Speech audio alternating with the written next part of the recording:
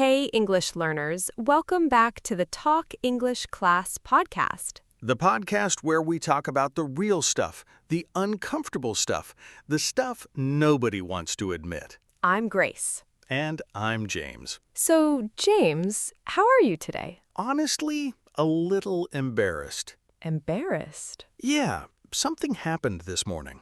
Something small, but it stayed with me all day. What happened? I needed help with something simple, and I just didn't ask. You didn't ask. No, I stayed quiet. I figured it out myself eventually, but it took so long, and I felt so silly afterward.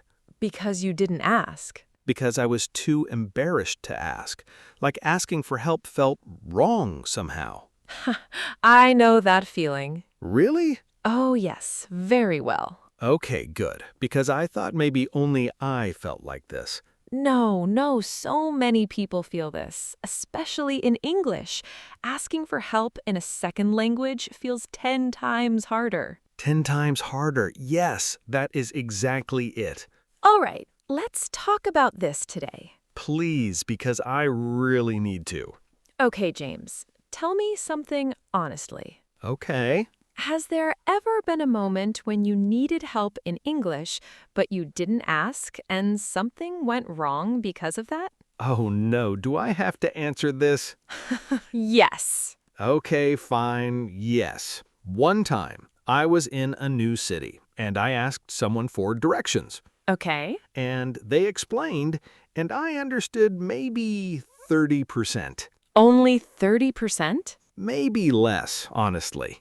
But they finished explaining, and they looked at me, and I just said, "Yes, thank you, got it." Even though you didn't get it. Even though I understood almost nothing. Oh no. And then I walked away, and I had absolutely no idea where I was going. What did you do? I just walked, confidently, in completely the wrong direction.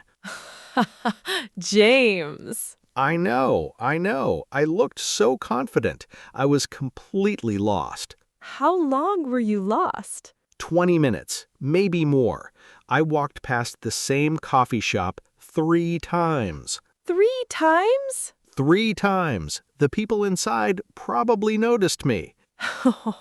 And all of this because you didn't want to say, "Sorry, can you repeat that?" All of this because I was too embarrassed to ask again. Yes. Okay, I have a story too. A worse story, actually. Worse than walking in circles? I think so, but I'll tell you a little later. Wait, now I need to know. Later. First, let's talk about why this happens, because I think many people listening right now have done exactly what you did. Walking in circles? Pretending to understand and then suffering quietly. Yeah, that part. That part is so real. So, James, why didn't you just ask again? Why didn't you say, "Sorry, can you say that one more time?" Honestly, Honestly. I didn't want to look stupid. Look stupid? Yeah, like the person already explained once and I didn't understand, so asking again feels like I am the problem, I'm the slow one. So you felt like asking again was embarrassing. Very embarrassing, like I was wasting their time. Wasting their time. Yeah, they already helped me once, asking again felt selfish somehow. That is so interesting, because I think many people feel exactly this way. Asking for help feels like a burden. A burden, yes, like I am adding weight to someone else's day. But is that true? Are you really a burden when you ask for help? Probably not, but in the moment it feels true. In the moment, it feels completely true, even if it isn't. Exactly. My brain says they will judge me, they will think my English is bad, they will get frustrated. And so you stay quiet. And so I stay quiet and suffer alone. I understand that. I really do. But can I say something? Please. Most people, most normal people, they don't mind helping again. They genuinely don't. Really? Really. Most people feel good when they help someone. It makes them feel useful. I never thought of it that way. The person giving directions? They probably wanted to help you arrive safely. If you had asked again, they would have been happy to explain one more time. Instead, I walked past a coffee shop 3 times. Instead, you walked past a coffee shop 3 times. Yes. Okay, so my embarrassment actually made things worse. Your embarrassment made things much worse. Yes. That is painfully true. Yeah. It hurts a little to realize that, right? A little, yeah. But here's the good part. There's a good part? There's always a good part. Knowing why you stayed silent is the first step to changing it. Okay, I can accept that. Good. Now, let me ask you something else. Is it only directions, or does this happen in other situations too? Oh, many situations, honestly. Like what? Like at work, when I don't understand an instruction, but I say yes and figure it out alone. Or at a shop, when I don't understand the price or the policy, but I just smile and nod. Smile and nod. Yeah, the smile and nod strategy. I use it very often. The smile and nod strategy. I know this strategy. Everyone knows this strategy, I think. Oh, yes. Everyone who has spoken a second language knows this strategy very well. Is it bad? It is understandable, but it can get you into trouble, like walking in circles. Like walking in circles. Yes. Okay, I promised you my story. Yes, the worse story, please. Okay, so, early days, my English was not confident yet, and I was at a pharmacy. A pharmacy, like a medicine shop? Yes, a medicine shop, and I needed to ask the pharmacist a question about medicine dosage. Okay. And I was nervous, and in my head, I was preparing my sentence. I wanted to say, "Excuse me, can you help me with this?" Okay, simple enough. But I was so nervous, and my brain mixed up the words, and instead I said, "Excuse me, can you help yourself?" Can you help yourself? Can you help yourself? To the pharmacist, standing behind the counter. Grace, oh no. She looked so confused, and then she tried not to laugh, but she did laugh a little. Oh, what did you do? I wanted to walk out immediately, I really did, but I needed the medicine, so I stayed. Oh, you stayed. That is brave, honestly. It didn't feel brave, it felt terrible. My face was so red. But you stayed and asked properly. I took a breath and I said, "Sorry, I meant to say, can you help me?" And she smiled and she helped me immediately. No problem at all. So she wasn't annoyed. Not at all. She was kind. She probably understood immediately that I was nervous. And you got the help you needed. I got the help I needed, yes, despite the embarrassment, despite the wrong sentence, despite everything. That is actually a really comforting story, honestly. Because the point is, even when you say it wrong, even when it sounds strange, people still help. People are mostly kind. Mostly kind, yeah. The embarrassment feels huge inside your head, but to the other person, it is usually just a small moment. And then it is over. That is interesting. My inside feels huge. Their outside sees something small. Yes, that's a really important thing to understand. Okay, can I share another story? Please. So, phone calls. I avoid phone calls in English completely. Completely? Completely. If I can send a message instead, I send a message. If I can use an app instead, I use the app. Anything to avoid the phone call. Why phone calls specifically? Because on a phone call, there is no face, there is no expression to read, there is only the voice. And if I don't understand something, I have to ask out loud immediately. And that feels very exposed. Very exposed, yes. With texting, I can take my time, I can think, I can write and delete and rewrite. But on a phone call, everything is live. Everything is live. Every mistake is immediate. Every silence feels awkward. I understand that so much, honestly. Phone calls in a second language are genuinely hard. So you understand? Completely. There's no visual support, no body language, just the words and the speed. And the speed. Yes, people talk so fast on the phone. They do, and often there's background noise or the connection is not clear. And I freeze, and then I say yes, even when the answer should be no, or I don't know, or could you please repeat that? You say yes to everything. I say yes to everything on phone calls. It's a problem. That is actually dangerous, James. I know. One time I agreed to something I did not understand at all because I was too embarrassed to say, sorry, can you repeat that? What happened? I had to call back 20 minutes later and say, sorry, I think I agreed to something, but I'm not sure what. Oh, James. I know. The second call was more embarrassing than just asking the first time. The cure was worse than the problem. Much worse, yes, so embarrassing. But you did call back. That's important. I had no choice, honestly. Sometimes we have no choice, and we survive, and we learn. Yeah, I survived, and I felt terrible, but I survived. And that's the thing. We always survive the embarrassment. Always. It feels permanent inside, but it is always temporary. It feels permanent inside, but it's always temporary. I really like that. Right? The embarrassment passes every single time, but the cost of not asking, that can last much longer. Like walking in circles for 20 minutes? Like walking in circles for 20 minutes. Yes. Okay, so let's talk about what we can actually say when we need help. In English. Yes, because knowing the phrases helps, right? If I already know the words, maybe I feel less afraid. Exactly. The problem is often not your English. The problem is you don't know which words to use in that moment, and the silence feels worse than the speaking. Yes, if I have the sentence ready, maybe I use it. So let's find these sentences together, naturally. Okay, start simple. The simplest one.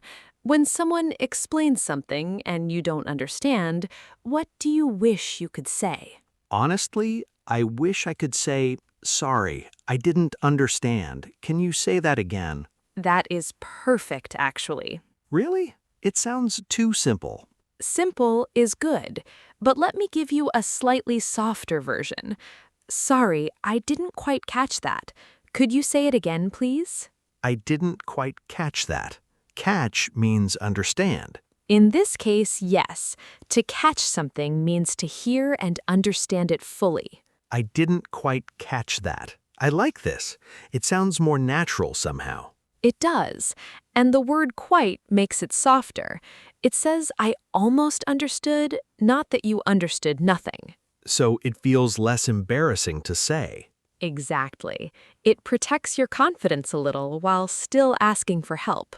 Okay, so sorry, I didn't quite catch that. Could you say that again, please? Perfect. And you can also say, sorry, could you speak a little more slowly, please? Could you speak a little more slowly, please? That is also good? Very natural, very polite. Nobody will be offended by this, ever. I always worried that asking someone to speak slowly is rude. It is not rude, it is actually respectful, because it shows you are trying to understand properly, not just nodding. Not just smile and nodding. Not just smile and nodding, yes. Okay, what about when you need to ask for help with something? Not repeating, just needing help. Good question. The easiest way is, excuse me, could you help me with something? Could you help me with something? Not could you help yourself? Definitely not could you help yourself, yes. Sorry, Grace, I had to. Fair enough, yes. Could you help me with something is very natural, very safe. Any native speaker hears this and immediately wants to help. It doesn't sound weak or too needy? No, it sounds polite and clear. Asking for help is a communication skill. It is not weakness. Asking for help is a communication skill. I like that. It really is. Think about it. The person who cannot ask for help, they suffer alone. The person who can ask clearly, they get things done. They move forward. They don't walk in circles. They don't walk in circles. Exactly. What about at work, when you don't understand an instruction from your boss or colleague? Good situation. You can say, sorry, just to make sure I understand correctly, and then repeat what you think they said. Oh, so like, sorry, just to make sure I understand correctly, you want me to send the report by Friday? Perfect. Exactly like that. This is powerful because it shows you are careful, you are thorough. Your boss does not think you are slow, they think you are responsible. Oh, so checking again actually makes you look good. Often, yes. It shows you care about doing things correctly. I'm going to remember that. And another one, when you simply need more time to understand, you can say, give me just a moment. I want to make sure I understand. Give me just a moment. That buys me thinking time. Exactly. It is honest. It is calm. It gives you space without embarrassment. These phrases are so much better than silence. So much better than silence, because silence can actually confuse people more. They don't know if you understood or not. But a simple phrase tells them exactly what is happening. Exactly. And it invites them to help you. People like to be invited to help. This is the thing I keep forgetting. People like to help. Most people genuinely like to help. It makes them feel good. You're not a burden. You are giving them a chance to be kind. You're giving them a chance to be kind. I've never thought of it that way. Try thinking of it that way next time you need help. You're not weak. You are giving someone the opportunity to be a good person. That is actually very comforting. Good. Hold on to that feeling. Okay, challenge time. I love challenge time and also fear it a little. Good. That feeling is normal. Here is your challenge for this week. One challenge only. Very small, very doable. This week, find one moment, just one, where you need help. And instead of staying silent, ask. Just ask once. That is the whole challenge. It can be very small. You can ask a colleague to repeat an instruction. You can ask a shopkeeper to explain a price again. You can ask someone on the street to speak more slowly. You can even practice at home. Ask a family member, ask a friend. Just get the feeling of saying the phrase out loud. Say, sorry, I didn't quite catch that. Just once, this week. One time. That is it. And notice how it feels after. Notice if the world ends. Spoiler, the world does not end. The world does not end. The person usually helps.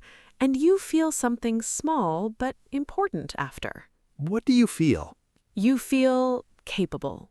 A little more capable than before. Capable. Yeah, that word is important. And tell us in the comments, what situation makes you feel too embarrassed to ask for help in English? We read the comments. We actually read them. And sometimes we make whole episodes based on what you share with us. So your comment could become someone else's comfort. Someone else reads it and thinks, that is me too. I am not alone. Your experience has power. Share it. Even in simple English, a few words, it counts. It always counts. Grace, can I say something before we finish? Always. I think asking for help feels so hard because somewhere inside we believe our English needs to be perfect before we deserve help. Say more. Like, I feel I have to earn the right to ask by being fluent first, by never making mistakes, by never needing anything. But that is not how language works. Nobody is fluent first and then starts using the language. No, you use it, you make mistakes, you ask for help, and slowly it gets better. Slowly, it gets better. Yes, asking is part of learning, not the opposite of it. Asking is part of learning, not the opposite of it. You don't need perfect English to deserve help. You just need courage and a small phrase. A small phrase. Yeah. Today, you have 5 of them. Today we have 5 of them. So take one, just one, and use it this week. And when your voice shakes a little, that's okay. When your sentence comes out wrong, that's okay. When the other person has to lean in to understand you, that's okay. You asked, and that's the whole point. Little by little. Every single time you try, Your English grows a little. your confidence grows a little. And the embarrassment? The embarrassment shrinks a little every time, So ask, even when it feels hard. especially when it feels hard. We'll be here next time. Right here, whenever you need us.